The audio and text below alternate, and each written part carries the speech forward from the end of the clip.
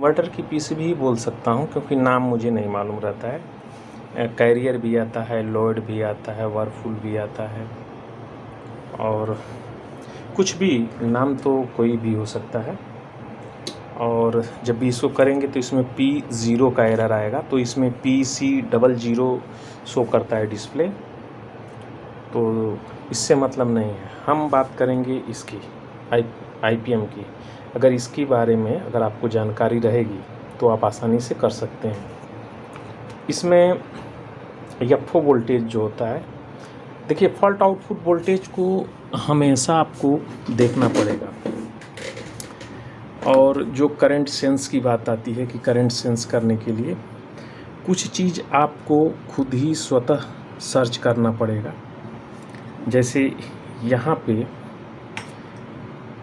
ये एक लगा हुआ है, ये ठीक है, ये मैक की रेजिस्टेंस है, इसका भी संबंध ले जा करके इसके साथ में कराया जाएगा।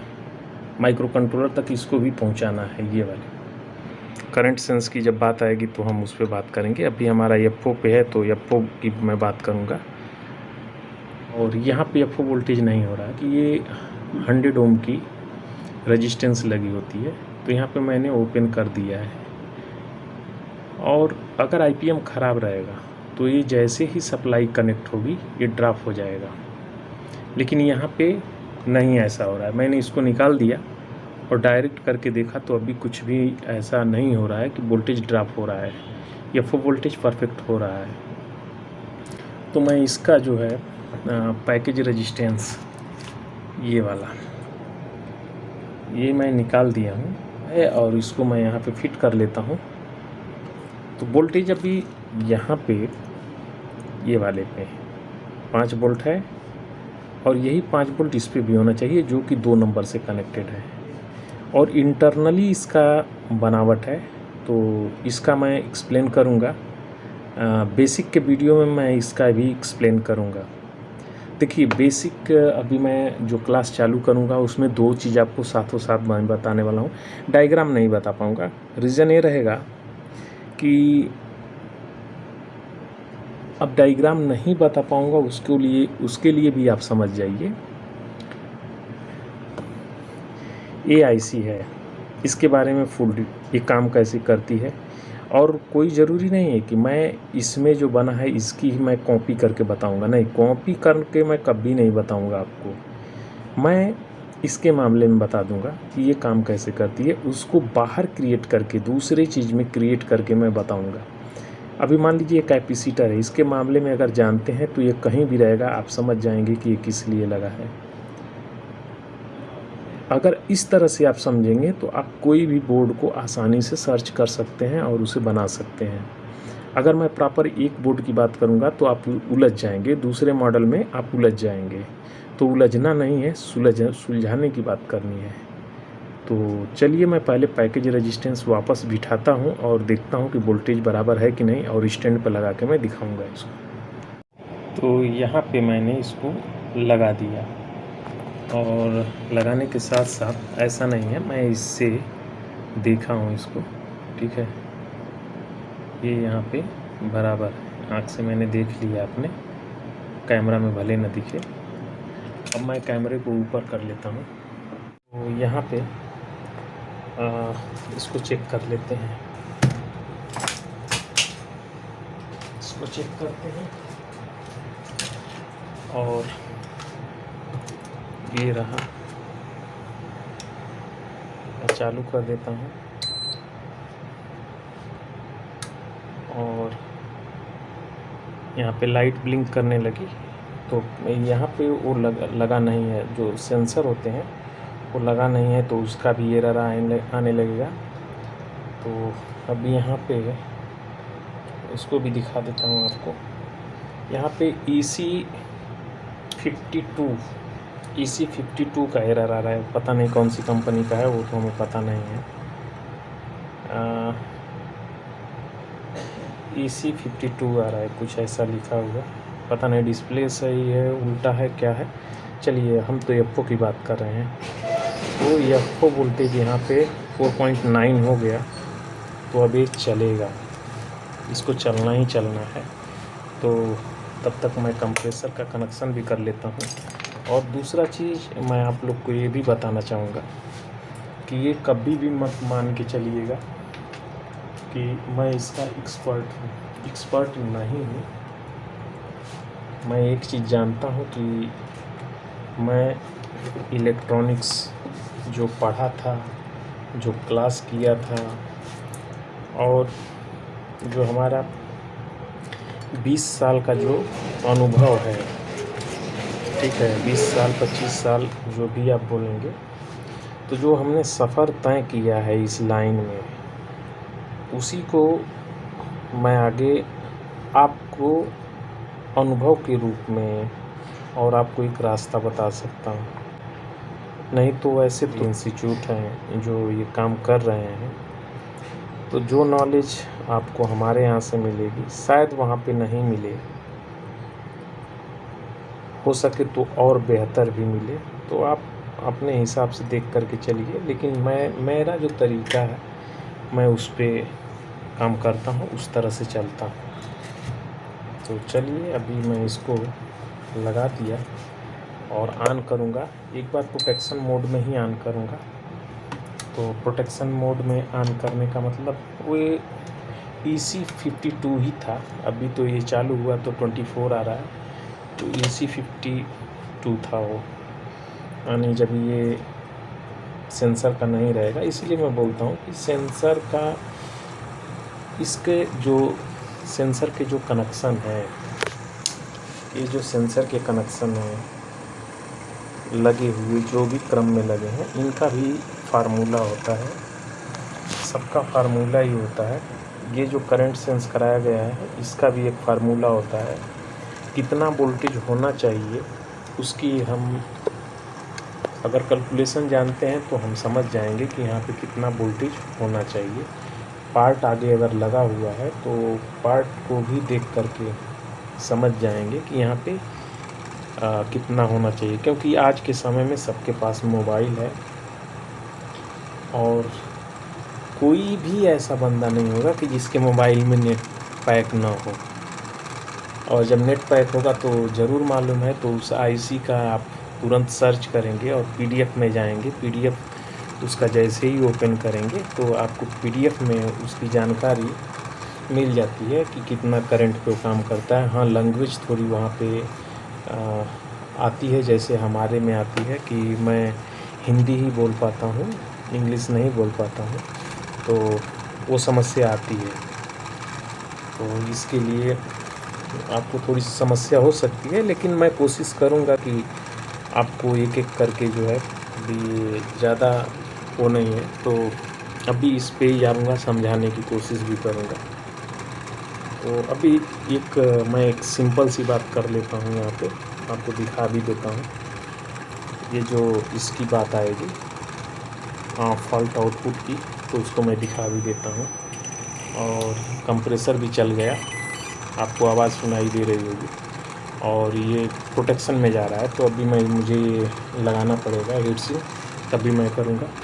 और यहाँ पे PC01 का एरर आ रहा है। तो PC01 का एरर कभी आता है जब भी आपकी सप्लाई, ये वाली सप्लाई जो है, तो दो ही इसमें होता है, एक DC लिंक और AC लिंक, दोनों कराता है। तो AC लिंक तो स्वाभाविक है कि जब मैं सीरीज में लगाया हूँ तो ये डाउन हो ही जाएगा। अब मैं इसकी बात कर लेता हूँ। जैसे ये मैंने एक अभी इस तरह से आपको मैं दिखा रहा हूँ, तो इसके पीछे का कारण है कि हमारे पास जो अभी सिस्टम है वो अभी बराबर नहीं है। तो मैं आपको दिखाता हूँ, देखिए ये हम इसकी बात करते हैं और अभी आपको ऐसे ही मैं बताने वाला हूँ। तो देखिए ये EMCU मतलब जो माइक्रो कंट्रोलर को ये सप्लाई जाने वाली है, और ये थर्मोस्टेट अगर अंदर साइड में लगा हुआ तो ये कंपोरेटर रहेगा। जैसे ही हीट बढ़ेगी तो यहाँ से दो ही काम करेगा, एक होता है 1 और दूसरा होता है 0। तो जब भी यहाँ पे रेफरेंस ये लिखा हुआ है, यहाँ पे आप देखिए, यहाँ पे इस जगह पे लिखा हुआ है रेफरेंस, तो रेफरेंस बनाया जाता है। वो अलग अलग कंपनी अपने ढंग से बना सकती है, लेकिन हमको कंप्यूटर में यही समझना होगा कि यहाँ पे आखिर किस तरह का यहाँ पे आउटपुट होना चाहिए। यही काम इसमें रहता है और है कुछ नहीं। अभी आपके लिए तो थोड़ा कठिन लगेगा, लेकिन जैसे जैसे आप समझते जाएंगे वैसे वैसे ही एकदम बिल्कुल ईजी होते जाएगा। उस तरह से ही समझाऊंगा। अभी आप चले जाइए। अभी एफओ यहाँ पे जो समस्या खड़ी थी वो एफओ की थी। तो देखिए यहाँ पे एफओ की जो लैंग्वेज, जिनको अगर इंग्लिश है उनके लिए तो आसान हो जाएगा ये।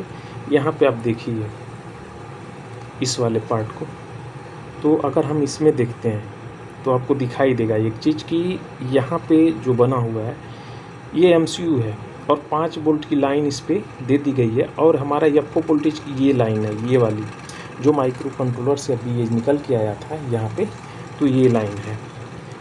और यहाँ पे पैकेज रेजिस्टेंस लगा था। पैकेज रेजिस्टेंस बोले तो बिल्कुल आमने सामने ऐसे ये रेजिस्टेंस रहते हैं, ऐसे ऐसे रेजिस्टेंस होते हैं, ठीक है, ऐसे रेजिस्टेंस हैं, 4 के रेजिस्टेंस हैं ये, तो एक बिल्कुल आमने सामने। तो ये इस तरह से पैकेज रेजिस्टेंस है। मान लीजिए कि आपका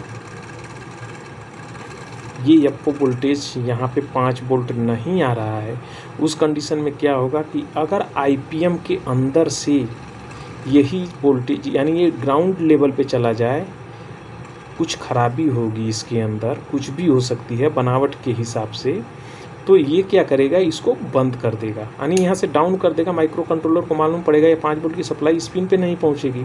जब पिन पे नहीं पहुँचेगी तो ये बंद कर देगा, यानी OBW RYB सिग्नल ही नहीं आउट करेगी। वो मतलब जो हाई लो करके आता, मैं RYB ही बोलता हूँ, चाहे आप UVW बोलिए, इससे मतलब नहीं होता है, दोनों सेम ही है हमारे हिसाब से। बाकी लोग के हिसाब से क्या चलता है वो लोग जाने, क्योंकि वो लोग ज़्यादा पढ़े लिखे हैं, मैं ज़्यादा पढ़ा लिखा। यहाँ पे देख लीजिए, जब ये आप PDF निकालेंगे, हाँ समझ नहीं सकते हैं ये चीज़ को मैं मानता हूँ, आप नहीं समझ पा रहे हैं इस चीज़ को मैं मानूँगा, लेकिन ये कहेंगे कि बिल्कुल नहीं समझ में आता, मैं तो बोलता हूँ कि अगर मैं बता रहा हूँ आप भूल के दिखाइए, क्योंकि भूल ही नहीं पाएंगे। एक तरह से मैं ऐसे नहीं बता दिया कि बस यहाँ पे ऐसे है। अभी यहाँ पे देखेंगे तो करंट सेंस की बात है, यहाँ पे करंट सेंस की बात हो रही है। करंट सेंस कराने के लिए ये कंपैरेटर लगा हुआ है, लिखा हुआ है कंपैरेटर, ठीक है, कंपैरेटर यहाँ पे लगा हुआ है। होगा क्या, कंपैरेटर जब भी यहाँ पे, इसको एकदम सिंपल सी भाषा में हम समझते हैं, ये अगर कोई सप्लाई है और इसमें एक रेजिस्टेंस लगा दिया जाए और यहाँ पे लोड दे दिया जाए, ठीक है, लोड, यहाँ पे एक लोड दे दिया जाए और एक सप्लाई ये रहे। अगर जो मैक्सिमम लोड होगा तो इस रेजिस्टेंस में पहले यहाँ पे अगर निगेटिव सप्लाई है और ये पॉजिटिव सप्लाई है, तो जब भी पहले आप चेक करेंगे यहाँ से यहाँ पे तो पॉजिटिव मिलेगा, इसके और इसके बीच में पॉजिटिव मिलेगा, यहाँ पे भी पॉजिटिव मिलेगा, लेकिन यहाँ से और यहाँ पे देखेंगे तो आपको ये निगेटिव शो करेगा, ये पॉजिटिव शो करेगा।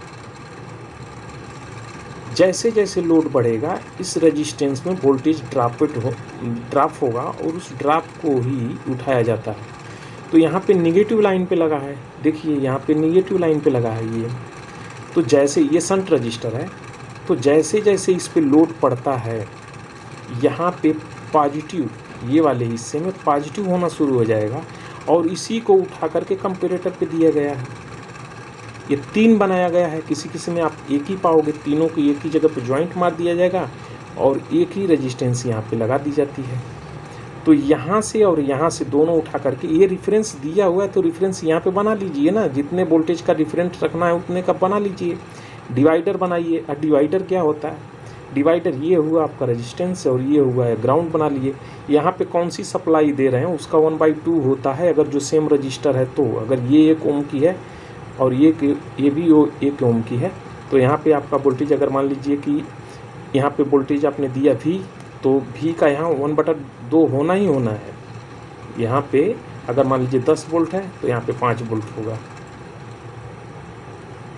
अब मैंने इतना घाव घू कर दिया कि दिखाई ये नहीं देगा। चलिए ये सब मैं आपको बताऊंगा बेसिक में ही, और धीरे धीरे मैं बेसिक की तरफ बढ़ रहा हूँ, तो इसीलिए ये सब व्यवस्था किया हूँ। कुछ कमी है इसमें, तो एक बार मैं इसको फुल मोड पे चला भी लेता हूँ।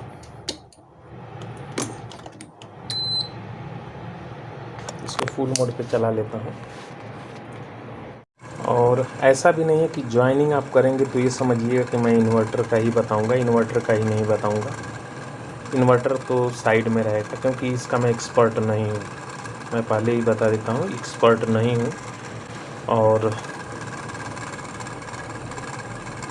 इससे अगर जो MCU की बात करेंगे तो इसका हम कहाँ से लाएंगे डेटा, क्योंकि ये डिज़ाइन की हुई है कंपनी के ज़रिए और कंपनी PDF देती नहीं है। वैसे भी टेंशन नहीं है, ये तो हम खुद ही बना लेंगे, इसका टेंशन नहीं है। हर एक पार्ट का अलग अलग बनाएंगे, एक एक पार्ट का बना लेंगे। और बनाने के लिए उसके अंदर मैं सॉफ्टवेयर वगैरह सब डाल लेता हूँ, तो इशू नहीं होगा। जो भी रहेगा मैं आपके साथ जैसे पहले था वैसे ही रहेगा। बस मेरा यही कहना रहता है कि आप जितना भी ज्वाइन कर लेंगे, देखिए ज्वाइन करने से इतना भी नहीं फीस मैं रखा हूँ कि आपका नुकसान होवे, और नहीं तो लेने वाले तो क्या क्या ले रहे हैं, और 1 महीने में पूरी ट्रेनिंग दे रहे हैं। तो 1 महीने में तो नहीं हो पाएगा, कितना भी अगर कोई बोलता है कि 1 महीने में मैं सिखा दूंगा, संभव नहीं है, झूठी बात है। 1 महीने में नहीं हो सकता है। हो सकता है उन लोग के पास कोई अलग सिखाने का गुण हो। देखिए अभी मैंने चालू कर दिया, यहाँ पे देखिए, ठीक है।